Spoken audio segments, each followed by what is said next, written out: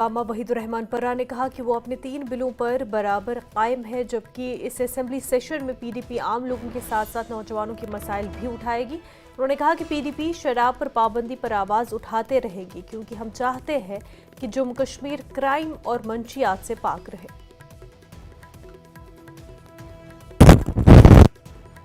کا جو مسئلہ ہے کشمیر میں، جموں میں، اس کو آپ ایڈریس کریں اور ریزرویشن کا ایک ریشنلائزیشن ہونی چاہیے۔ جو پوسٹ نکلتے ہیں وہاں میریٹوریس بچے کیجویلٹی نہ بنے۔ اس کے ساتھ ساتھ جو یہاں پہ پولیٹیکل ایشوز ہے، جیسے کئی نوجوان جیلوں میں اس وقت بھی ہے اور کئی نوجوان باہر کے جیلوں میں ہیں، تو ان کی گھر واپسی ہونی چاہیے۔ جو فالس کیسز میں ہیں ان کی بیلز ہونی چاہیے۔ اس کے ساتھ ساتھ ویریفیکیشنز کا ایک بہت بڑا بحران ہے۔ پاسپورٹ، جن کی نوکریاں لگتی ہیں ان کی ویریفیکیشنز کلیئر نہیں ہوتی۔